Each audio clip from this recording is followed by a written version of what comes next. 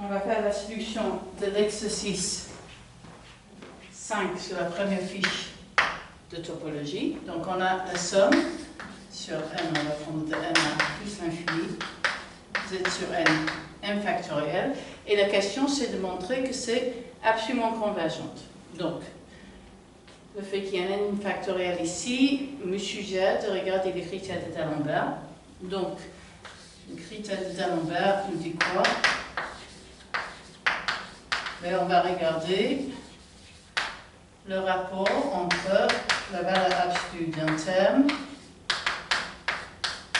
et le terme qui le précède, z puissance n divisé par n factoriel, ce qui nous donne z sur n plus 1, valeur absolue, pardon, qui converge vers 0 quand n tend vers plus l'infini, et ceci est strictement plus petit que 1, donc cette suite va être absolument convergente. Ok. Ensuite, on va regarder x de 0, donc il n'y a que le premier terme qui est non nul, qui est égal à 1, et exponentielle de z bar, qui est la somme de n allant de 0 à plus l'infini de z bar puissance n sur n factoriel, ce qui est la somme de n allant de 0 à plus l'infini de z puissance n sur n factoriel de tout bar qui est égal à exp de z bar. Ok. Ensuite, on suppose qu'on a A et B dans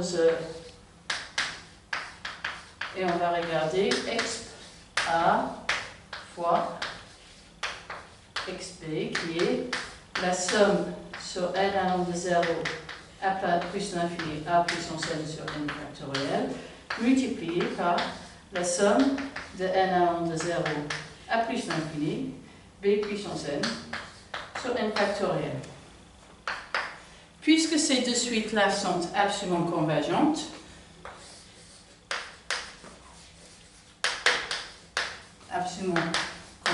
donc cette suite peut être écrite dans la forme d'un produit de Cauchy, donc la somme de n allant de 0 à plus l'infini multiplié de la somme de k allant de 0 à n de a puissance k sur k factoriel b puissance n moins k sur n moins k factoriel. Là, je reconnais le bas d'un coefficient binomial, donc ça c'est la somme de n allant de 0 à plus l'infini de somme de k égale 0 à n soit k multiplié par 1 sur n factoriel ak b n moins k. Le 1 sur n factoriel, je peux le sortir de cette somme, c'est la somme de n égale 0 à plus l'infini 1 sur n factoriel, somme de k égale 0 à n fois k, a puissance k, b puissance n moins k. Et là, je reconnais la formule du binôme de Newton, somme de n égale 0 à plus l'infini 1 sur n factoriel, a plus b à la puissance n, ce qui est égal à exp de a plus b. Ok? Et du coup, qu'est-ce que je peux en déduire de exp de moins z? B, exp de z fois exp de moins z est égal à exp de 0 qui est égal à 1. Donc, exp de moins z est égal à 1 sur exp de z. Ok? Et ensuite, on a regardé exp de z, ce qui est égal aux racines de exp de z fois exp de moins z, exp de z bar, ce qui est égal à racine de exp de z, exp de z bar, puisqu'on ça on a vu dans la question 2. Après, en appliquant la question 3, ceci est égal à exp de z plus z bar.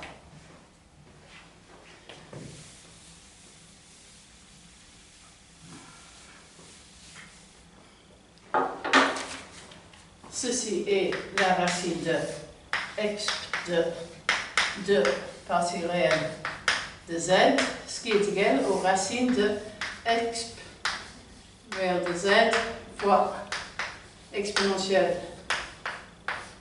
J'ai encore une fois utilisé la relation démontrée dans la petite 3.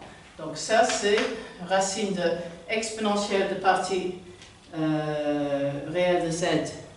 C'est donc là, c'est racine de exp de la partie réelle de z au carré.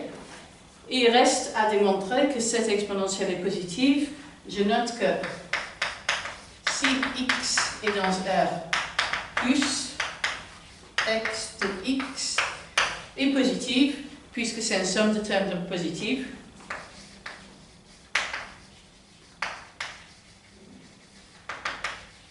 et si x est dans R moins, j'ai que x de x est égal à 1 sur x de moins x, qui est positif. Donc dans tous les cas, l'exponentielle de nombres positifs est positive, et donc je peux conclure que cette racine est égale à x de partie réelle de z. Donc, exp de partie réelle de z. Ok. Ensuite, je vais regarder différents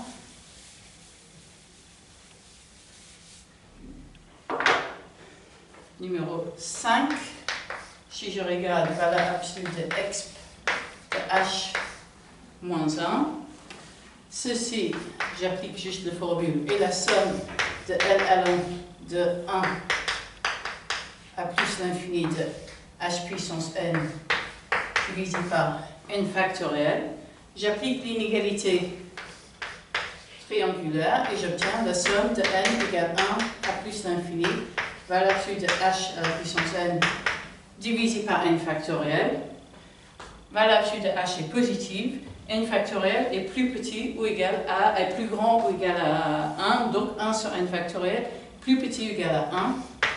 Ça c'est la somme, n égale 1 à plus l'infini h puissance n, ce qui est égal à valeur absolue de h divisé par 1 sur valeur absolue de h, car on a supposé que la valeur absolue de h est plus petit ou égal à 1. Okay. Et maintenant, avec exactement le même raisonnement,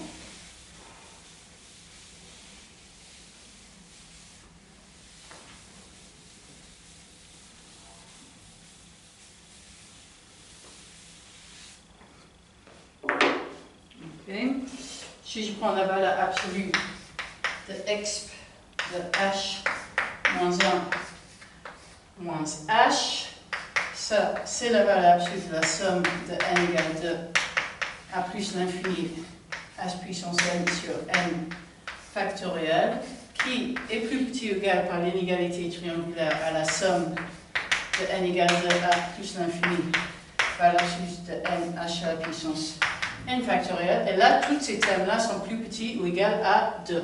Donc, somme de n égale 2 à plus l'infini h puissance n sur 2, ce qui est égal à valeur absolue de h au carré divisé par 2, 1 moins h. Et là, encore une fois, j'utilise le fait que la valeur absolue est plus petite ou égale à 1 pour justifier cette somme.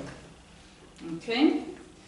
Donc, ensuite, pour la continuité, donc ici, j'ai que quand h tombe vers 0, valeur absolue de h sur 1 moins h converge vers 0 également, et donc exp de h moins exp de 0 qui est positif et plus petit ou égal à h sur 1 moins 1 sur h. Ceci converge vers 0 quand h tend vers 0. Et donc, j'ai bien la continuité de exp en h.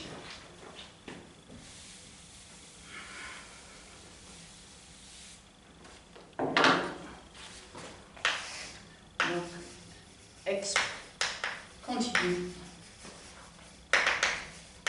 en 0. OK?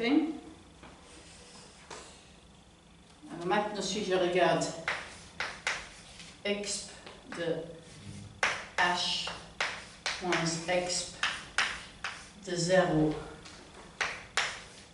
moins h divisé par h, donc ceci est égal à exp de h moins 1 sur h moins 1. Cette quantité-là, on a vu que ça, c'est plus petit ou égal à, donc, ça c'est plus petit ou égal à valeur absolue de h carré sur 2h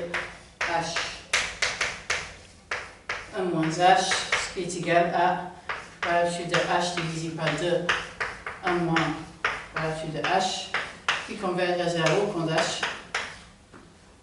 tend vers 0. Et donc, j'ai que valeur absolue de exp h moins 1 sur h moins 1 converge vers 0 quand h tend vers 0. Et donc, on a que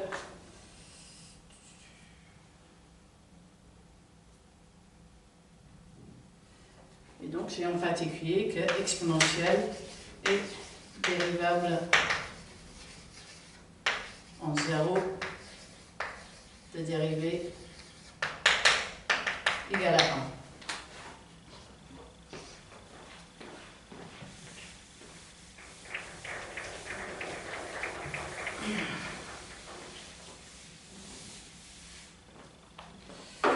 1. Ok, ensuite, donc maintenant, je vais regarder exp de z plus h qui est égal à exp de z exponentielle de h qui converge. Donc, quand h tombe vers 0, h exponentielle de h tombe vers 1. Donc, ceci converge vers exp de z quand h tombe vers 0. Donc, j'ai que exponentielle est continue en z. Ok? Et ensuite, si je regarde exponentielle z plus h moins exponentielle de z divisé par h, ceci est égal à exponentielle de z de exponentielle de h moins 1 sur h qui converge vers exponentielle de z quand h tend vers 0, puisqu'on a déjà traité ce cas dans l'exercice 6, dans l'alinéa 6. Ok. Et donc, en particulier, là, j'ai une dérivabilité complexe au point z.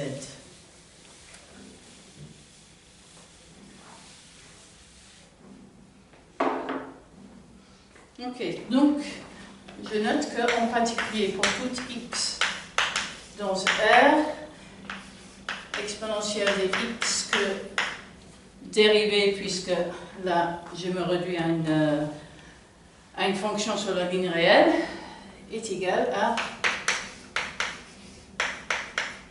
exponentielle de x, donc on venait de montrer qu'il était strictement positif. Et donc en particulier,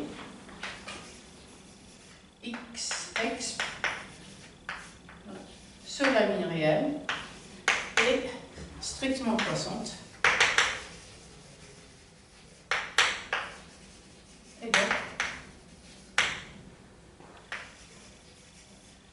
strictement croissante, donc injective. Ok?